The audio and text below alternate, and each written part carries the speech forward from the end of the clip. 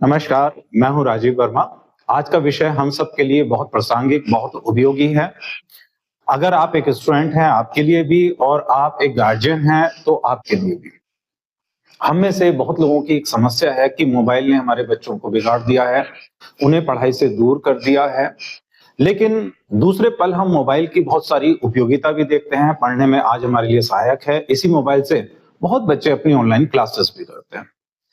तो मोबाइल को आखिर हम किस रूप में लें कि दुश्मन है या दोस्त? इसी विषय पर आज हम लोग बात करेंगे। चलिए अपने इस क्रम को आगे बढ़ाते हैं। सबसे पहले हम ये बात करेंगे कि मोबाइल हमारे लिए दुश्मन कैसे है? देखो, सबसे पहली बात आती है कि मोबाइल में अगर हम घंटों तक रील्स को देख रहे हैं, बिना मतलब के वीडियोस को देख रहे हैं उस जगह पर और उसको स्क्रॉल किए जा रहे हैं बस, जबकि हमें उसका कोई खास काम नहीं है, तो मैं आपको बताऊं कि ये एक तरह का एडिक्शन है।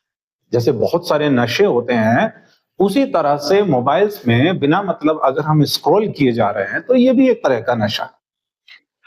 और सबसे बड़ी एक समस्या आती है कि हम देर रात तक मोबाइल्स को देख रहे हैं, पूरा दिन हम उस चीज को देख रहे हैं जिसमें हमने अपनी पढ़ाई खराब कर दी, बच्चों ने अपनी पढ़ाई खराब कर दी, देर रात तक मोबाइल्स को देखकर अपनी नींद भी आपने खराब कर रखी है। तो ये बहुत बड़ी समस्या है। और अगर किसी बच्चे के पास स्मार्टफोन नहीं है या वो बहुत ज्यादा मोबाइल नहीं देख रहा, तो उसके अंदर एक गिल्टी आ रही है, एक फील हो रहा है कि मैं पीछे रह गया, मेरे दोस्तों के पास अच्छे मोबाइल्स है, मेरे दोस्त तो बहुत देर तक मोबाइल को देखते हैं, तो मैं भी क्यों ना देखूं। ये इस तरह की समस्या आती है। नतीजा क्या होता है इसका? आप बहुत ज्यादा मोबाइल देख रहे हैं, बच्चे बहुत देर तक मोबाइल देख रहे हैं ना, पढ़ाई उन्होंने अपनी खराब कर रखी है, तो नतीजा क्या होगा? उसका कंसंट्रेशन जो है स्टूडेंट का, वो बहुत कम होगा। आप देख लीजिएगा, जो बच्चा पढ़ाई कर रहा है वो लंबे टाइम तक स्टडी नहीं कर पाएगा, उसका कंसंट्रेशन नहीं होगा, वो 10 मिनट 15 मिनट आधे घंटे के अंदर अंदर बार बार उठता रहेगा, लंबे समय तक वो सेटिंग नहीं कर सकता। आत्मविश्वास में कमी होगी, आत्मविश्वास में कमी होगी। और वो क्यों कमी होगी उसका कारण मैं आपको बता रहा हूं। क्योंकि बच्चा जो है वो अपनी सोशल लाइफ से कट चुका है, रियल फ्रेंड्स जो उसका सर्कल है उससे वो कट चुका है, उसके चारों तरफ का जो एनवायरनमेंट है उसको नहीं मालूम है, वो एक वर्चुअल दुनिया में है। तो जब आप उससे कोई धरातल पर कोई बात करेंगे, जमीनी स्तर की कोई बात करेंगे, उसके भविष्य की कोई बात करेंगे, या अपने घर परिवार की समस्या की आप उससे बात करेंगे, तो नहीं कर पाएगा, क्योंकि वो एक वर्चुअल दुनिया के अंदर है। तो आत्मविश्वास की उसके अंदर कमी होगी और भविष्य तो खैर वो चौपट हो ही रहा है उसका। तो ये समस्याएं आती हैं मोबाइल के बहुत ज्यादा प्रयोग से। अब बच्चे जो मोबाइल बहुत ज्यादा यूज कर रहे हैं, उसकी फिजिकल प्रॉब्लम्स भी बहुत निकल कर आ रही हैं। जैसे आप समझिए, हमारे बैक में या गर्दन के पास में दर्द बच्चों को बहुत ज्यादा है, उनकी फिजिकल एक्टिविटी नहीं है, मेंटली बहुत डिस्टर्ब हैं। तो कुल मिला के मैं कहूंगा कि फिजिकली और मेंटली दोनों तरह से बच्चे डिस्टर्ब हो रहे हैं। अब हम बात करते हैं इस चीज पर कि मोबाइल को बच्चे दुश्मन तो खैर अपने के रूप में काम कर ही रहे हैं, उसको दोस्त कैसे बना सकते हैं?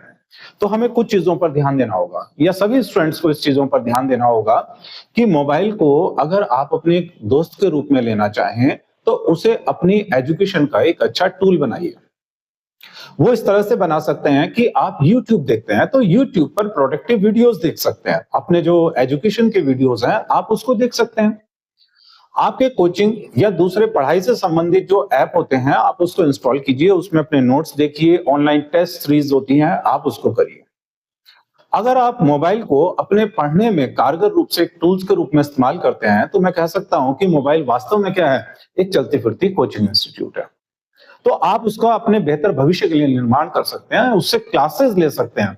और अब तो बहुत जगह ऐसा होता है कि आप ऑफलाइन क्लास नहीं कर रहे किसी कारण से, तो ऑनलाइन क्लासेस आप कर सकते हैं, ऑनलाइन कंटेंट आपके पास अवेलेबल है। अब हमें किस तरह से इस कार्य को करना है, तो मैं आपको उसका एक टिप्स बता रहा हूं। जो भी बच्चे अपनी पढ़ाई कर रहे हैं, तो पढ़ाई का एक टाइम टेबल शेड्यूल आप बनाइए और उस शेड्यूल में अपने पढ़ने के जो समय है वो निश्चित कर लीजिए। भाई आप 5 आवर पढ़ते हैं, 6 पढ़ते हैं, 8 पढ़ते हैं, जो भी आपकी स्टेमिना है, जिस तरह से आप पढ़ते हैं, उसका एक टाइम निश्चित करिए। और मोबाइल का जो अलग से टाइमिंग है वो पढ़ाई से बिल्कुल अलग फिक्स करिए। हाँ, ऐसा हो सकता है कि आप मोबाइल से पढ़ाई कर रहे हैं, ऐसा हो सकता है। तो मोबाइल से पढ़ाई करते समय जो आपका सोशल मीडिया है, रील को आप स्क्रॉल कर रहे हैं, तो आप उसको उसमें नहीं रखेंगे, क्योंकि वो पढ़ने के समय में नहीं आएगा, वो अनप्रोडक्टिव टाइम में आएगा। तो जो पढ़ने का टाइम आपका प्रोडक्टिव टाइम है, अगर आप उसे मोबाइल से भी पढ़ते हैं, ऑनलाइन भी पढ़ते हैं, तो केवल वो एजुकेशन से संबंधित टूल्स ही होने चाहिए।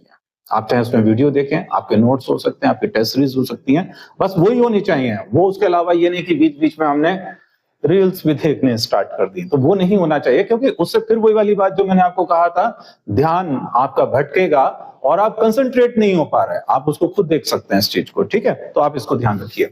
मोबाइल में आपके जो होना चाहिए, जो कोचिंग इंस्टीट्यूट है या ऑनलाइन आप एजुकेशन करते हैं, उसका एक अलग से फोल्डर बना लीजिए, जिसमें पढ़ने से संबंधित आपके जो फोल्डर होंगे, पीडीएफ नोट्स होंगे, वो आप रखिए इस चीजों को। साथ साथ एक चीज और हम आपको ये कहना चाहेंगे कि जब आप मोबाइल से अपनी पढ़ाई कर रहे हैं, तो मोबाइल से पढ़ाई करते हुए मोबाइल को एक अच्छा दोस्त बनाइए। और साथ में एक ध्यान रखिए कि मोबाइल कोई ऐसा बुरा नहीं है। ये हम पे, हमारे ऊपर डिपेंड करता है कि हम मोबाइल को किस रूप में लें, उसे दोस्त के रूप में लें या दुश्मन के रूप में। अगर आप उसे अनप्रोडक्टिव टूल्स के रूप में लेंगे, मतलब बिना मतलब अपना समय बर्बाद करेंगे, जैसे मैंने कहा आप फालतू स्क्रॉल कर रहे हैं, ये एक एडिक्शन है, तो हम इसे अपने दुश्मन के रूप में बना रहे हैं, क्योंकि वो हमारा भविष्य खराब कर रहा है। और आप इसे पढ़ाई के एक अच्छे टूल्स के रूप में इस्तेमाल करते हैं, तो अपने दोस्त के रूप में आप इसे इस्तेमाल कर रहे हैं। तो मोबाइल ना अच्छा है ना बुरा, ये तो डिपेंड करता है कि चलाने वाला किस रूप से चलाए।